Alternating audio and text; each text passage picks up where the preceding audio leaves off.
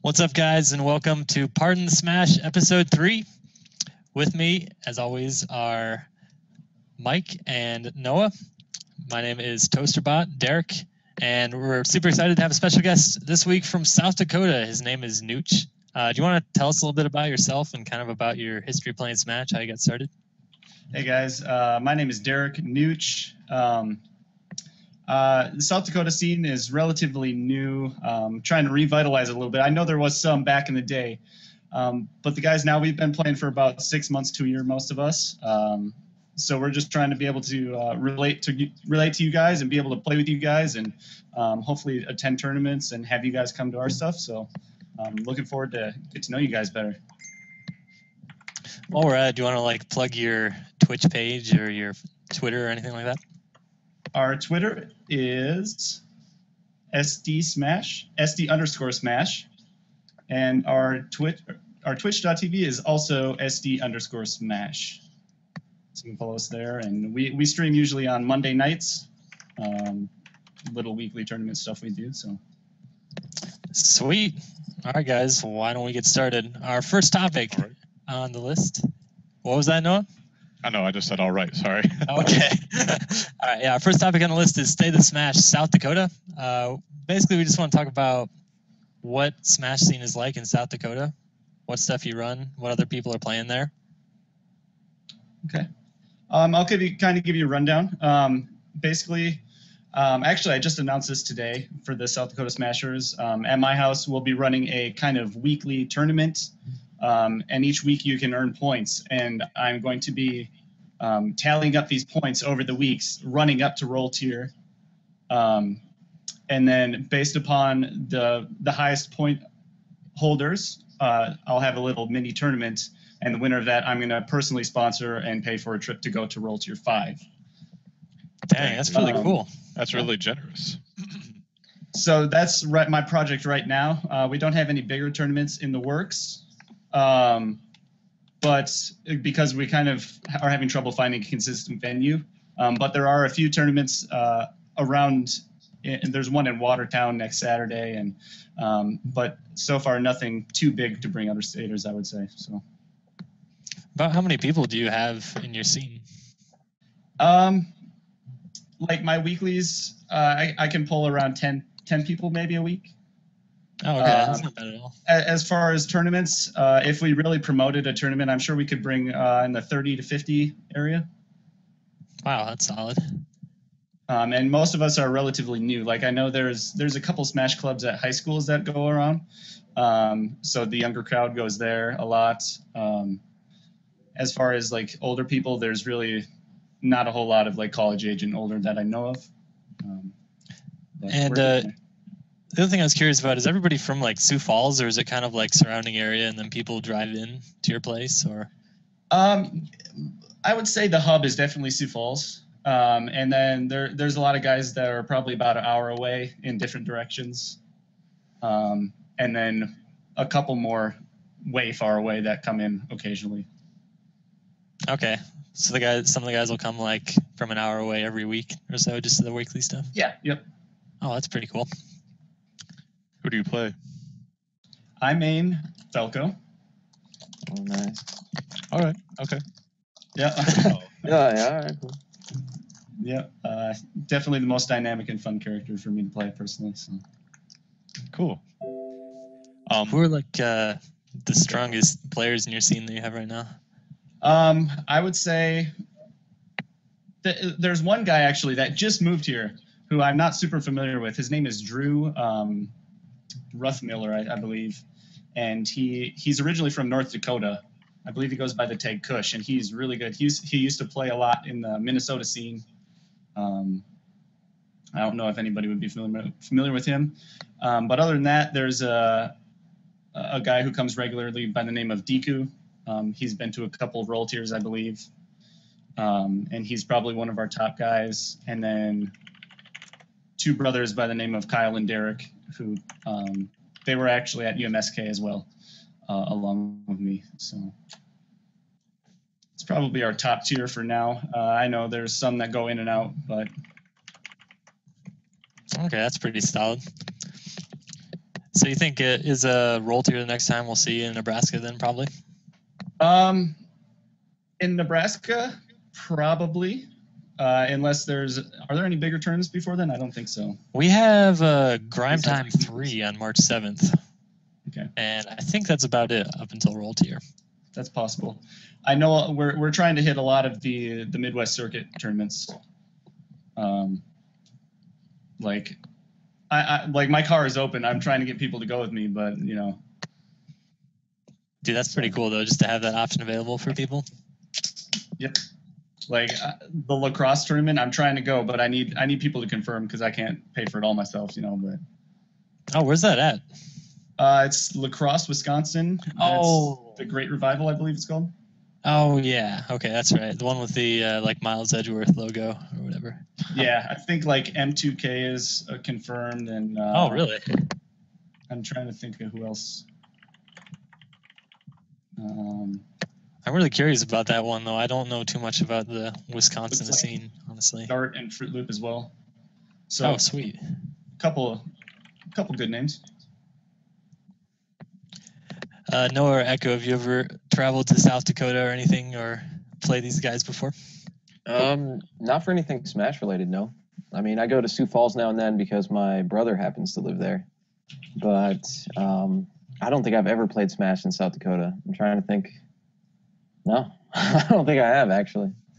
I don't think a long time ago, before Brawl's released and stuff, I don't think anybody was playing Melee there. I mean, I'm sure there's some people, but they didn't really have anything going on as far as tournaments and stuff like that. So it sounds pretty cool that you guys are actually getting into it. So, dude, you're gonna go for that. It's that Magic tournament, the Magic Box tournament, right? A week or two. Oh yeah. It's only Smash 4, and they're gonna do a free for all to determine the first couple rounds. Oh. So that's all right though. I'm considering going. I don't know if I will, but I'm thinking about it. So if you want to make the drive up, win a free box of Magic cards. Dude, you got it. Well, I don't know. Might as well just flip a coin. All right, our next topic is challenge and the value of using challenge at tournaments. So I don't know, have you guys in South Dakota what do you use to keep track of your brackets at tournaments? We use challenge. Okay. It just seems like the most basic, user friendly. And it's all in the same place, and definitely our preferred bracket system. Okay. Yeah, I think that's kind of our preferred as well, but we have like holdouts that use different programs. Like I think TO is one of them still. And some people do pen and paper too. But it seems really nice just to be able to have like people keep track of brackets in different places. Like at least for when we're streaming, we can have like the streamers be looking at the brackets and see what's coming up, as well as the actual TOs. So It'd kind of be nice if, since it's like so available online, that people would be a little more proactive about their matches. But I think that's just living in a fantasy world. There's no way that any Smash player is going to do anything but sit and play friendlies when their tournament thing is done, which to some extent is fine. But I definitely think challenge is much better than other bracket programs, despite maybe the internet going out, but we all know that never happens. Yeah. So I ran into this when I was at the University of Minnesota Monthly last month, actually, where I've seen a couple tournaments, and they'll throw up challenge on like a monitor, and just so everybody can easily see it, which to me that seems like a great idea. But they were against that because they don't want people playing matches and forgetting to report. Apparently, like they want it to go through a TO instead of just through each other. What do you guys think about that? Huh, that's interesting. Yeah, I guess like at our smaller weeklies, like sometimes we've done this in the past year where we just kind of throw up brackets and we just say, all right, just, play your matches when you see that you have a matchup. But like last week we had one that was about like 30 people or so. And it definitely got to the point where like, I feel like if you're trying to like manage matches and make sure like certain matches go to stream and certain matches get played before like other matches, that like it's probably helpful to have a TO organizing which matches get played when, rather than just letting people grab setups and play. So I can kind of understand both points. The other thing I feel like is if the bracket gets too big, I'm curious how you'd go about displaying it. If you had like a projector for each pool or something that could show like the whole bracket on one screen, then I think it'd be okay. But It gets better if you flip it portrait. oh yeah, that's actually a good idea.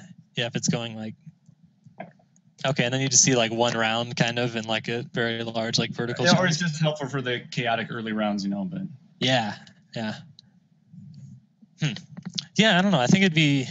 I don't think it's a bad thing. I think more information people generally appreciate having it, as long as like the TOs are on top of their game and can be proactive about making sure people don't play matches when they're not supposed to. I think that'd be okay. Let's see. What was I going to say? The value of it for streaming too, I think, is pretty crazy. Just being able to hook into the data directly. We did something a little while ago where we'd make like a match ticker on the bottom, kind of like ESPN. And we haven't ever gone back and made that work again. But I thought that was really cool, just that it allowed you to do that sort of thing. Mike or Noah, have you guys ever used like TO or any of the other tournaments? I haven't ever really run a tournament without Challenge myself. I used TO like a really long time ago when it like first started becoming popular, but I don't know, it was okay. I mean, it can't do all the things that Challenge can do, so I think in today's world, I would recommend that everybody just move to Challenge. But I mean, if you're familiar with it, there's nothing necessarily wrong with it. Personally, I always like to actually just do it on paper. But if it got to the point where it was a big enough tournament, you know, you got 40 people or whatever, then yeah, we should definitely keep it online. And like you said, it makes it easier for the stream and everything like that to make sure that everybody's on the same page, everybody knows what's coming up. And you know, it's also good for people that, you know, if you can see how far along the bracket is, say you're waiting in winners finals, or maybe you're just in, you know, grand finals waiting for your loser to come up, and you can see how far along, like maybe the losers bracket hasn't really been played much at all. So Challenge kind of makes it easier, you know, if I'm like, man, I'm going to run a Subway or something, and just go, hey, shout out to Subway, you know, maybe you just talk. No, I'm just kidding. No, you know, that way you can go out and get something to eat, and I can look at it and be like, oh man, this is going to still take me like another half hour. I got time to run and grab something real fast. So yeah, I mean, is everybody going to look at it if it's online? Probably not, but it's beneficial to the people that would, you know. But to answer your question, yeah, I've used TO and it was okay. I've never used it, but I think it's dangerous to ever leave the venue when you have a potential match coming up. God, my throat. Because as we know, there was that one infamous time was it Grime Time 2, where certain TOs among us left for like an hour to go grab lunch. And I guess that's not necessarily like waiting for a match to come up. That was just kind of, we were hungry, so we're just going to leave and stall the tournament. But definitely be careful and don't do that lightly unless, you know, it's like losers is super backed up, because I mean, that's just another way to either get DQ'd or delay the tournament even more. I think that's about it. We're going to move on to our next topic, which is TST, Tournament Standard Time. Now, Nooch, do you guys have Tournament Standard Time in South Dakota? Do you guys know what that is? Refresh. Sure. Basically, every tournament, no matter when it's scheduled to end, will end after midnight. And I think it might be mostly, I don't know if it's just a Nebraska thing or if it's like a greater Midwest thing, but it's a problem that we've been trying to kill for a while. It hasn't really worked out. Well, because we don't really have that great of a wealth of tournaments, you know, we don't really run into that issue. And because our size really isn't that high, usually time isn't too much of a stressor for us. But yeah, it definitely goes really late when I go to Minnesota too. So I don't think it's just you guys. One thing I'm curious too is like, do you guys always plan to drive back after a tournament gets over, or? Depends. Like if I had housing offered, I would take that 9 out of 10 times. Okay. But if I don't have an easily viable option, I would probably rather just drive back than stay in a hotel personally. But okay. So do you like usually hang out and wait till the tournament's over, or do you just that's like another guys? Is if I have a place to stay that night, then I'll probably stay until the very end, watch grand finals and everything. But you know, if I'm making that 3.5 hour drive that night, I might bounce a little bit early, but I'll try to stay as late as I can, you know. And I think that's pretty shared sentiment between all of us. Okay. That's kind of another question, actually. Like, do you guys think that's actually a bad thing that a tournament goes late into the evening or into the morning the next day? I would take it over a 2-day tournament, personally. Okay, that's interesting. Unless, like roll tier is going to be huge. So obviously, that's understandable. But if it's just like a 100-man tournament, I would much rather just stay late. Either that or the other option is just being run more smoothly. But that's not always the TO. It's up to the players too to be responsible. So I don't. Is that mostly so you just don't have to worry about housing? So you'd rather keep it to 1 day? Yeah, and work, but okay, that makes sense. I have every weekend off, but if it's on a Friday, then I have to take a day off work, and chances are I won't come. But I can't speak for everybody. I know that a lot of us are still in high school and college, so school is a potential issue if it's on a Friday. Fewer than you'd think. Trent's saying in chat that Nebula starts at 4 p.m., does both singles and doubles of PM and Smash 4, and still ends by 10:30. That's a completely foreign idea to me. I have no idea how they do that, although I bet part of it is probably that they have more setups and they probably stream a lot less matches higher up than we do. Because I think a lot of people, especially in Nebraska, are like, yo, I want to be on stream. So then it just kind of, holds stuff up. Yeah, I don't know. I'd have to ask him. Maybe he'll respond in chat. I'm kind of curious. I remember him saying one time, like, they only had a couple setups, and somehow they still got done pretty quick. But what do you guys think about tournament standard time in Nebraska? Like, is it something we should be working on, curing? Yeah, I mean, we definitely want to work on it. One of the things I actually think about when I think about tournament standard time, I always think about the time a tournament begins before I think about the time it ends. I always just remember Game Genie always yelling at me, especially at Grind Time 1 when we're like, yeah, we'll start at like 3. And he's like, no, you're going to start at 4. Like, you're going to start at 5, man. I'm like, no. Is that a good Genie impression? I don't know, dude. I love you, Genie. Yeah. I don't think it's any. Anyway, yeah, so I think about like everyone being late. If we're going to start a tournament at 4, you can guarantee half those guys aren't going to be there till 5. I mean, I don't know why, but that's how it gets done here in this area. So we definitely need to fix that. I mean, yeah, we also need to fix, running the tournament more smoothly so it can end on time. But if we can start on time, that's definitely going to be a big key to ending on time. No, do you have any thoughts? Well, no, I mean, what Echo just said is really important. When the event says this tournament starts at this time, that we should probably, start around then instead of hour to an hour and a half buffer later. Oh, okay, our good players are finally here because we just held up for them. So I guess we can finally start now. I mean, Chateau runs pretty quickly. Like, we were done by, 12:30 to 1. And we started at 8-ish on Friday, and we had 30 people for each event and streamed quite a few games. So, and that even wasn't like the most efficiently run tournament. So, I mean, that's pretty good for Nebraska, but it could be better. Another question is too, I guess, like, how early can you start a tournament in order to be fair for people that have to drive from out of state?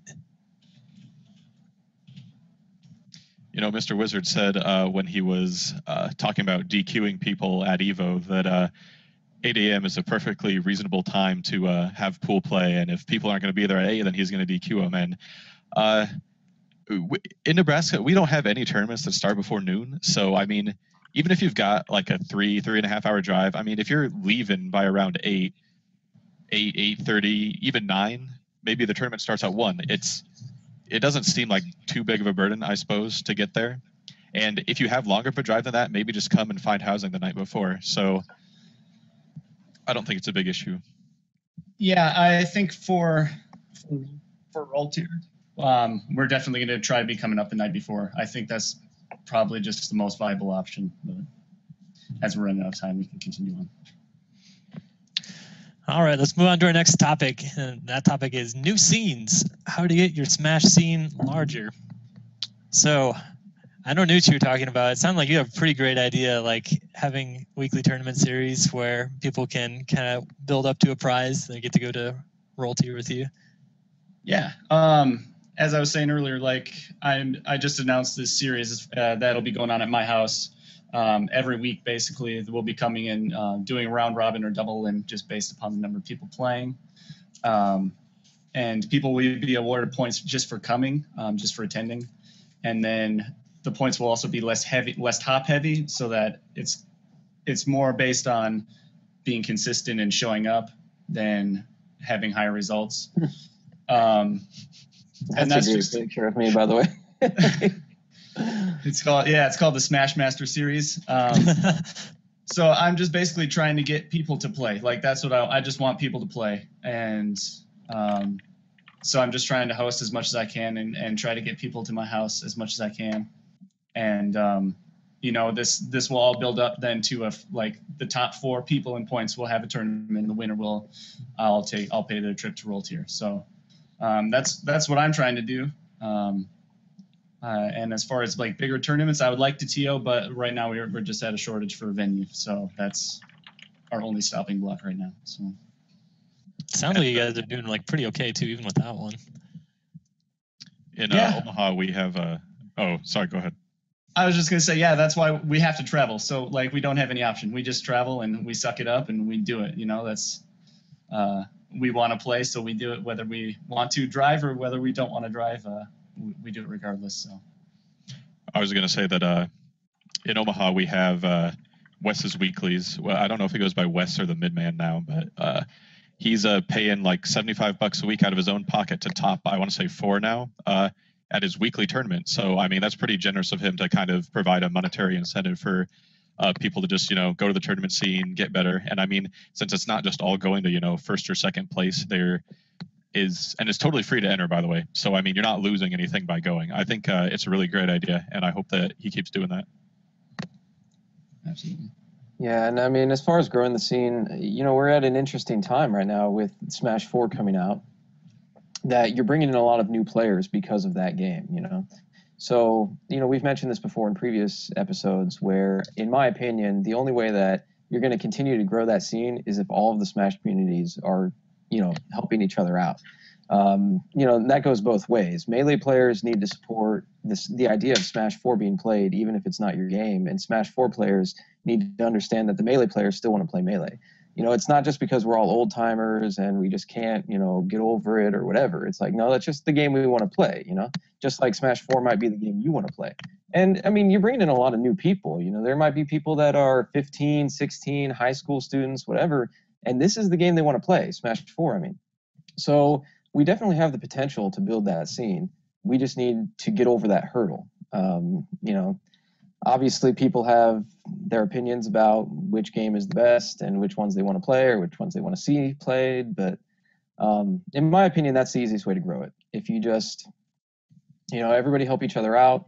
If, especially for free tournaments, if it's something like Wesley's Weeklies, where he only usually runs one game, but maybe you just go to the Melee one. If he runs Melee one week, go to it, and there'll be a Smash 4 setup you can play on the side. I mean, it's a free tournament, so you're not losing anything. Same with Chateau. And you might as well go play Melee and PM, and maybe if you want to bring a Smash 4 setup to hook up on one of the TVs, well, you probably have to bring an LCD, I guess. But you know what I mean? Like, just do that. Just don't shut down the idea of somebody else playing the other game, and that's why you won't go to an event, because otherwise that's what's going to kill it. Everybody's going to get separated. You're going to have 2 different scenes completely. Why not just put them together and keep what we got? Man, the other thing I've been thinking about for a while too is the idea of, I feel like we're kind of at a point where we have enough established players in the scene that are pretty solid that it makes it hard for brand new people to enter in without just coming to like a Chateau or something and then just going 0-2 really quick and kind of being out. And I've been trying to think of ways to address that, and I've always kind of wanted to try. What's up? Maybe you should move people around in the bracket so they don't get messed up too early. Dude, it's possible. But no, I've been for a while wanting to do like a pools tournament or something like that. I think it was, oh shoot, I can't remember his name. It was Matthew from Winnipeg who brought up the idea of, they said they had either weeklies or bi-weeklies where they break people up into pools, and then the top 40% gets seeded into a pro bracket, and the bottom 60% gets seeded into an amateur bracket, and they just run those two double elimination brackets side by side. And now I'm not sure if how that would work as far as time. I feel like it'd take a lot longer, so we might have to just like do a one game tournament rather than having a couple. But No, I think it could I be really interesting to try out. I didn't mean to cut you off. I was just gonna say I really like the idea of an amateur bracket. We're always on kind of like a strict time. And if, say for Chateau and whatever, I think we ended at like 1:30 last time. So it would be hard to do right there. But I like the idea of an amateur bracket when we know everybody. It's everybody in the same area, because then you actually know who deserves to be in the amateur bracket. Because say you're doing say you were doing a tournament like Roll Tier or whatever, and you wanted to do an amateur bracket. What's stopping me from sandbagging in pools to get put in an amateur bracket? Right. Or, just an example. Yeah, that's where I think Chateau helps a little bit too, just with it not having a prize. But all right, we're going to move on to our segue kind of topic, where we're going to take a question. What about it? Oh, that's the question.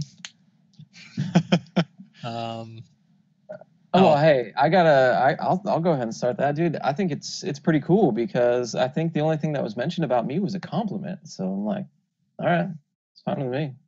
Nice hair, Echo. Okay, so our question is from Kigami, who I don't know who that actually is, but what do you guys think about the recently made Nebraska Bros Twitter? Do any of you know who made it? Many speculate that it was me. I definitely did not make it, but...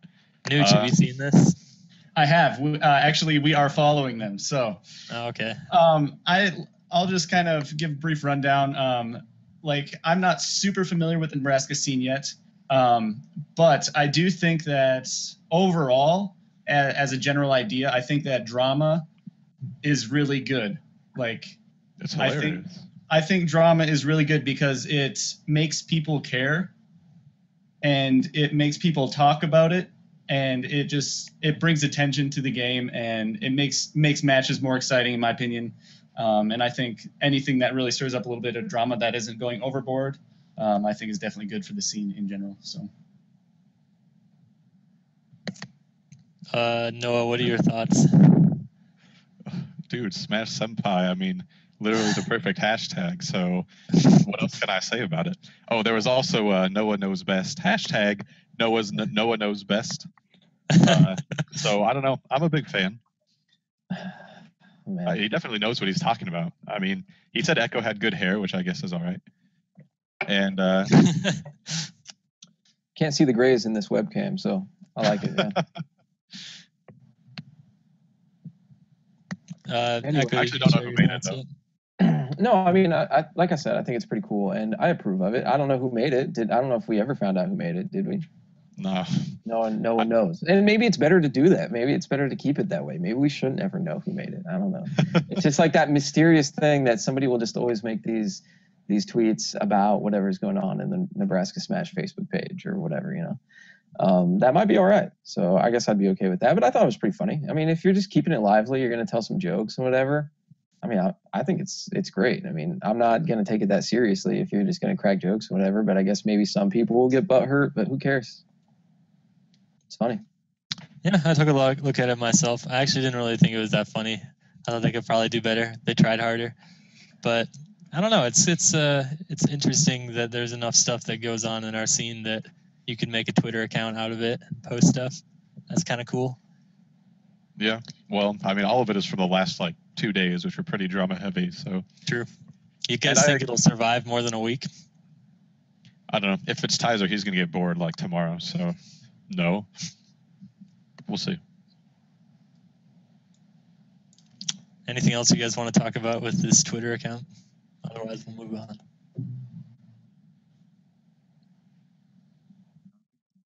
Yeah, let's do it. Yeah. Let's do the next topic.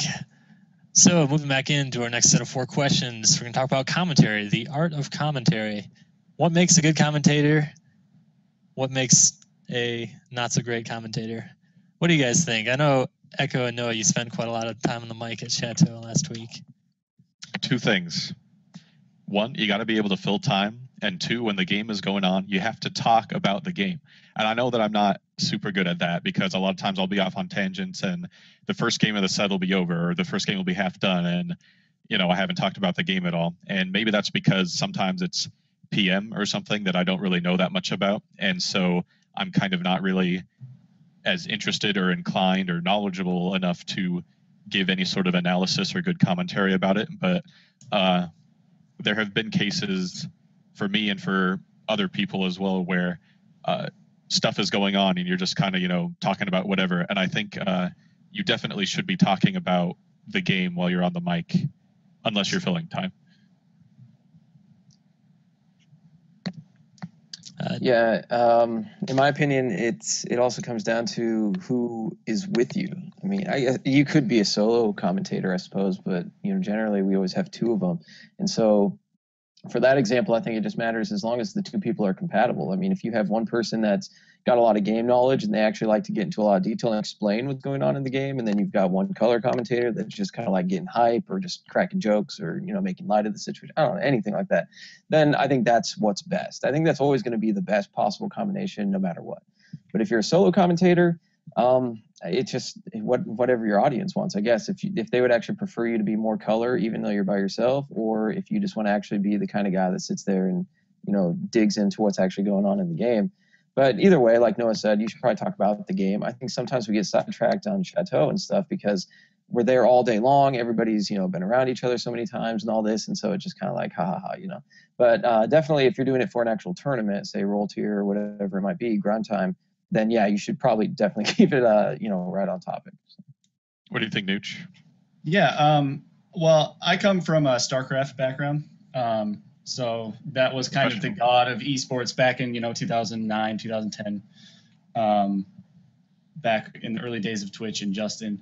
And I would say the standard is definitely to have the one analyst and one color commentator. And just, I think there's a value towards, obviously the eccentric personality, and you have to have that certain type of personality to be a good commentator.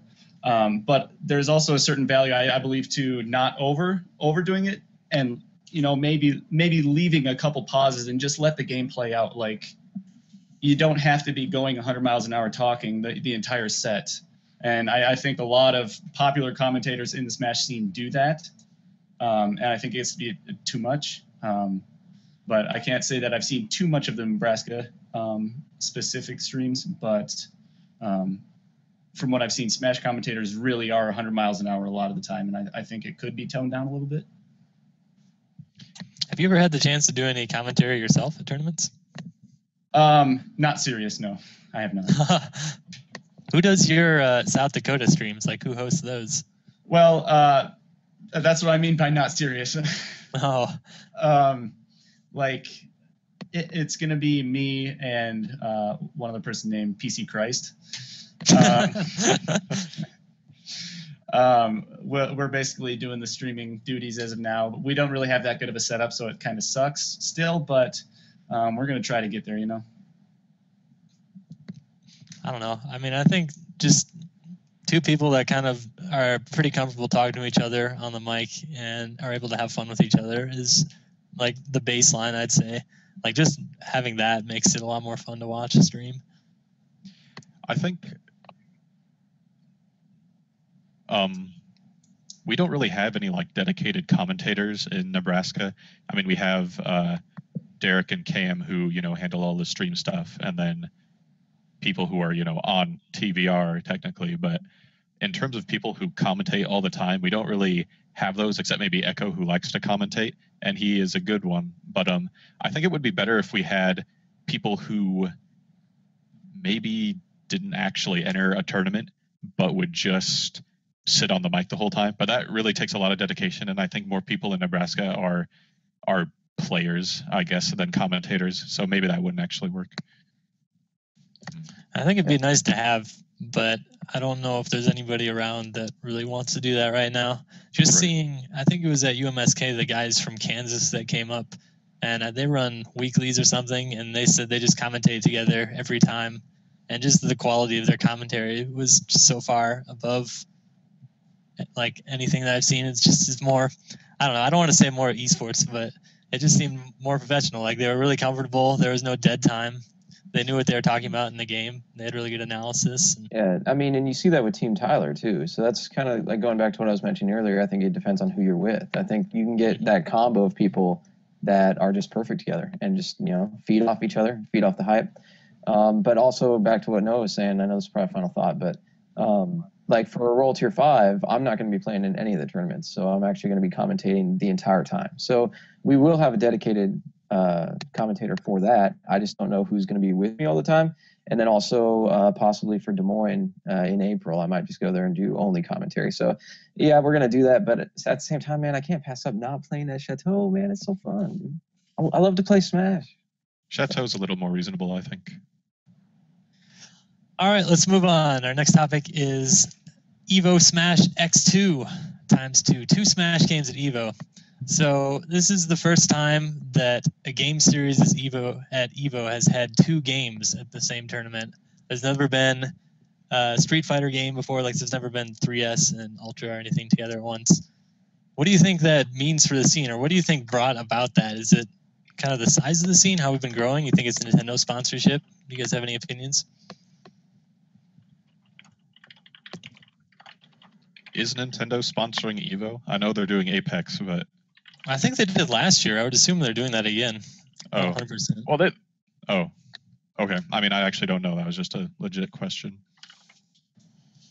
Yeah, I got nothing except I hope that they pick a good rule set for Smash 4. I don't know if they've done that yet, but it seems like it would be in real danger of running long if there's going to be a lot of people there. Obviously, we don't know the number of entrants, but kind of judging by, both the Melee and Smash 4 entrants for Apex, I can only assume that there's going to be even more at Evo.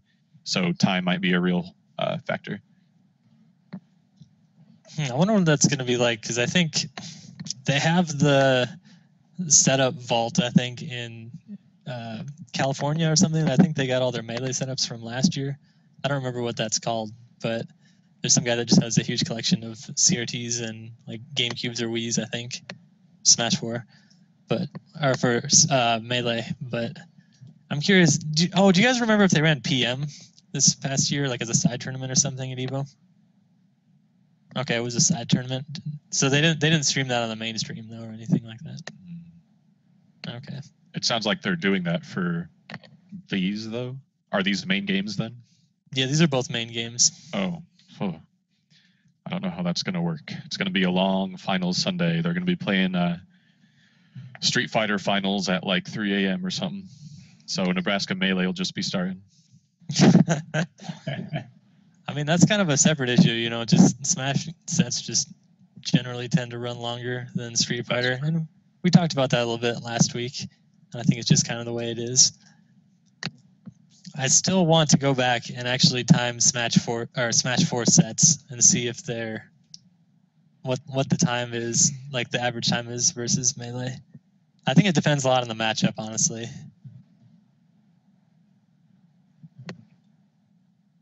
My opinion? Yeah, what's your opinion?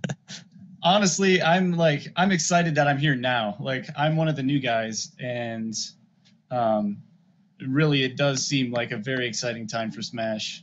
Like, I don't really have that wealth of a knowledge of the history of Smash, but seriously, pulling over 1,000 people to a tournament, that's huge for any game, no matter what. Like, that's monstrous. And then for Apex and now Evo, it seems like it's going to be even more hype. So I can't imagine that it's going to be, especially between the 2 games combined, it's going to be huge. And I don't know. I'm just glad I'm here for now. And I think SD has a car going out, so pretty stoked about that too. So I feel like having just 2 Smash games is good for both scenes, really. I don't see a way that it can be bad. So I'm excited to see it. Do you guys have any more thoughts on this topic, or do you want to move along? Yeah, I mean, I haven't really said anything about it. I Go just for think it. they've made the right decision. I mean, having both the games, they would have been foolish to not bring back their game that had the second most players, which is Melee. It was only second to Street Fighter 4 at last year's Evo, so of course they had to bring it back. So I'm happy they're giving Smash 4 the chance it deserves, but at the same time they're keeping Melee there because they know how popular it is. All right, you guys got anything else? Nope. Dude, let's keep going. Our next topic is tournaments, behind the scenes of a Smash tourney. So I know, Nooch, you said you've been running those weeklies for a while, and you're kind of the head TO, I guess, behind that. Yeah. And how much work would you say like you put into it on a weekly basis, I guess? Well, just based on the size, there's not really that much logistics that go into it. If we have 6 to 8 people, I'll just run a round robin where everybody plays everybody, just to get more games in. If we have a higher amount than that, we'll just run a double bracket, and it's not really that hard to control when I have 3 setups in my basement and just yell at people who play their matches. What was that? Are all those setups yours then? And you just store them? I have 2 at my house, and I have room for one more person to bring one. So. Oh, okay, that's really nice.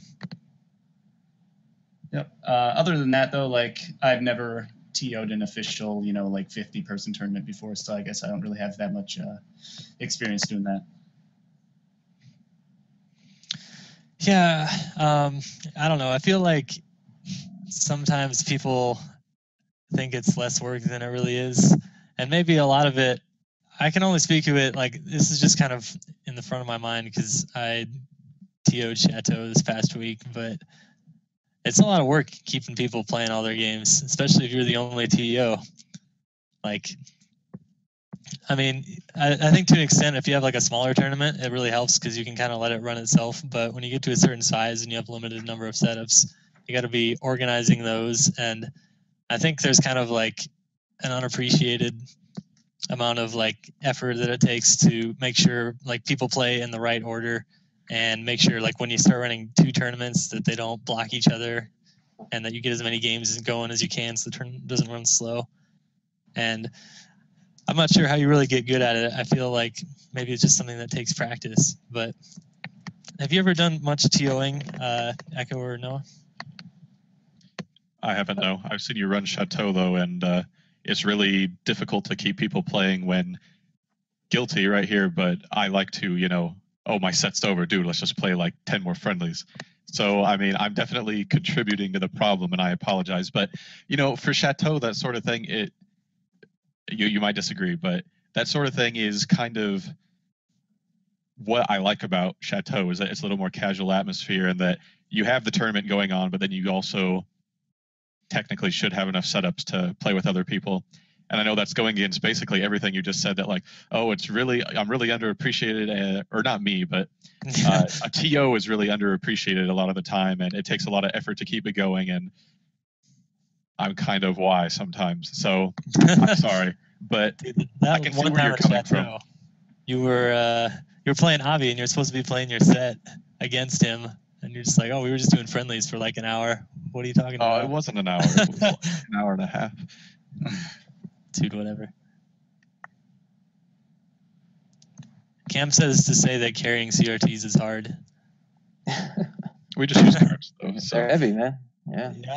Yeah, that is true. That is a benefit of the modern digital age in other games. You can just get Evo monitors, and they're a lot easier to transport. Oh, man. The struggle. Wait, so, okay, I've heard the Minnesota group discussing this aspect of tournaments a little bit. What's your opinion on pre-registration for tournaments? Whereas, like, for bigger events, closing down registration 100%, like 2 or 3 days before the tournament so that they have time to set up the pools and everything to be set when doors open. Dude, as a TO, I love it. I love it. I think we, as a scene in Nebraska, haven't necessarily gotten used to it yet. It sounds like with Roll Tier, they're going to try to push that a little harder, and I think if any tournament were to do it, Roll Tier would be a great one because it is so big. But I think it's great it gives especially if it's a larger tournament, it gives the TOs an opportunity to do seeding in advance instead of right before the tournament can start, which can delay the tournament if you have a really large one. And in general, it gives you a better idea who you should be expecting at the tournament too. If nobody pre-registers, you don't know if you're going to have enough people to even have the tournament, if people are going to be rolling in late and expecting to start playing, or what people's plans are. But I think it also kind of gives you an option to set kind of a scaled pricing system too. Like you could give people like a monetary incentive to register earlier and then have kind of a late fee if they're registering like a day or two before or something like that. And that can be a way to grade your, I guess, costs rather than having kind of a general more expensive venue fee and entry fee. What do you guys think? I think that a couple of the Midwest Circuit dates are actually doing the graded pricing. Okay. Which I think is it's good. Personally, I think that closing pre-registration is like the ideal way in a perfect world. Like, I don't think it's possible to get players to, consistently confirm, days ahead of time. Whereas I'm a planner, I would, but I know that a lot of people don't. So it's kind of grasping at straws, I suppose you could say. Echo, I know you have final thoughts. We can go a little overtime on this. We saved time in the last one. Yeah, I agree that it's a lot more work than it appears to be. It's especially difficult if you're the kind of person that likes to play in the tournament that you're trying to run. So, I would recommend that if you still want to play in the tournament that you're hosting, try to get a group of people together to TO rather than just TOing yourself, or just designate separate people to do it completely. And also just have a good time. I mean, you want to keep it strict, especially if you have something like Roll Tier. If you're doing like a big tournament, a regional tournament, you definitely want to keep it really strict, and you're going to be DQing people, and you're going to be, hey, sorry, you can't play on stream this time. We got somebody else lined up. But, I think one of the things I'd like to see worked on a little bit is when we're doing one of our local tournaments, that if somebody has never played on stream before, that we try to get them on there, So I'm the kind of person that if I'm hosting an event, I like to make sure everybody's having a good time. I like to see that everybody gets equal treatment. But that's just me. I mean, so everybody has their own way of running a tournament. Every TO is different. I haven't really ran that many. I haven't hosted that many since I've been back playing Smash, but I used to run a few, long time ago. And it can be fun, though. It's stressful, but it can be fun. I actually want to say something real quick about, you touched on this, but getting new people on stream. I think Derek did a really good job of this at the last Chateau. I was kind of asking about brackets and was like, these seem a little weird, or why am I playing this person so early? But he did a good job of spreading out some newer players and also not just getting the same, higher up Nebraska players on stream that everyone sees all the time. So I really, in retrospect, appreciated that, even though I'm like, oh, I can't see myself play on stream. But I mean, come on, I get to do it more often than a lot of other people. So I think that was a good move on his part. I will say it wasn't perfect, and I apologize for the people that got on a bad side of the bracket. But it is Chateau, it is a free tournament, and I will try to do better in the future. But all right, let's move on to our final topic. That topic is traveling out of states for tournaments. So I know on the Nebraska Bros Twitter, there was some joke about Apex having no PM entrants and no Nebraska people traveling out of state for tournaments. Do you think is that just a Midwest problem in general, that it's just tough for people to travel to tournaments? If you live on the coast, all the tournaments are right there. So, I mean, why you don't have to travel that far, right? If we wanted to go to a big tournament, we have to book a flight or drive for days. So it's a little different. I mean, we do have tournaments in the Midwest, but they're not as prestigious, I guess. Do you think like the tournaments in the Midwest aren't necessarily worth traveling for as much as it would be if you were on the coast and closer to bigger ones? I don't know. I wouldn't necessarily say that they're not worth it, but it's just harder to pull off because it can take your whole weekend. Whereas for some of those guys that are in that area, that's their one day, That's what kills it for me, is like, I don't want to be like, okay, let's plan this Friday night. We'll stay over somewhere. We'll leave early Saturday morning. Or I don't know, maybe you leave the Friday night, stay over at somebody's house that Saturday, or Friday night to Saturday morning, playing the tournament Saturday, stay the night again. Then you're coming back Sunday. And it's like, dang, now I got to go to work again on Monday. It's hard to do. I mean, if it was easier to just go and come back, then I would love to. Like something like South Dakota isn't that far at all. If we go to Sioux Falls or something, it's a 3-hour drive. I have no problem. I'll go down there. I'll drive straight there 3 hours, drive 3 hours back. It's the same way with Kansas City. But, you're going to Illinois or something. It's like, man, I really don't want to do that again. I've done that before and it really sucks. I'm done sleeping at rest areas, man. I don't want to do it anymore. We all know Nooch loves to travel, though. Yeah, you were mentioning earlier, Nooch, that you love to travel. Is it hard to get other people to go with you just because of how far you have to drive, or? I do love to travel. I would drive forever if I could. I love driving. I love being places. So for me, it's not really an issue. Like I would go anywhere. But yeah, it's kind of hard to get people to go with. People say, "Oh, I'll go," and then they'll cancel and stuff like that. And I mean, it's understandable because a lot of the people in our area are in the high school area, and saying, "Hey, Mom, let me just travel to Minnesota with this 23-year-old guy and stay there for the weekend." I understand why some people can, and it's nothing against them because it's just how it is. But I would say definitely if I could get a couple people just to be super consistent, I would go to every event ever. But my car is always open, I guess. I like to hear that. Greg in chat saying, "Come to Des Moines." Come to Des Moines. What is that? Is that 4 hours from Sioux Falls? 3.5? I'd bet it's probably about 4. I hope it's not closer to 5 because it's about 2 hours east of Omaha. There's the Midwest Circuit event going on there, right? Yeah, in April. Is that Spring Showdown? Yep. Okay. I definitely would like to get a car to go to that. So expect me, at least, hopefully. Cool. Nice. What do you think about even traveling within the state to tournaments?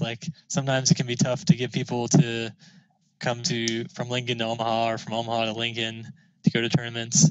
I think that really depends on the time of day. I don't think anyone really has an issue traveling from Lincoln to Omaha or whatever. But, I think Cody mentioned in chat that he's worked 9 to 5 and, he wants to go to West Weekly and not come to Chateau, which, is totally valid because it's probably, I don't know where he works, but maybe 20 to 30 minute maximum in Omaha versus probably an hour to Chateau and then you got to drive back later.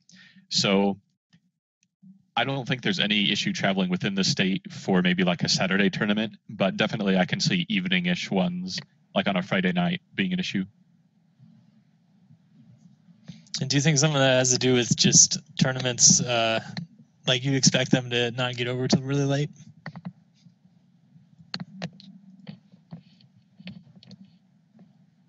Maybe. Possibly. Yes. I'll answer it for him. Yes, man. I didn't get home till 3 o'clock on, what was that, last Friday? Yeah, did you get in trouble for that? You just slammed in the bed? No, I mean, it's just that's too late, man. At least when I went to Wes's at UG the week before that, I think I got home at 11. Oh, that's pretty nice. Yeah, it was great. Mike and Noah, what do you guys think about traveling out of states for tournaments? It looks like you guys are starting to do a little bit more, possibly, or having a little bit more interest in it.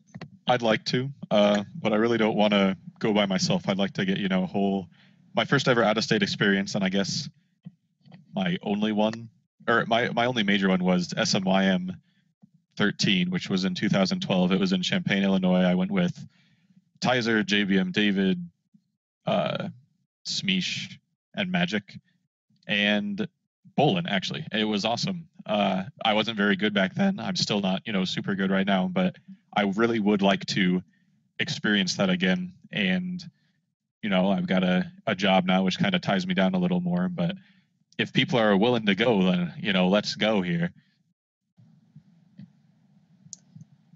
When I used to go to a lot of out-of-state tournaments, I mean, anyone that played a long time ago, I see Greg in there, man. Greg and Schism, you guys know, we used to have tournaments all the time back in like 06, 07, all that stuff. And it was like, I'd be going to tournaments every weekend.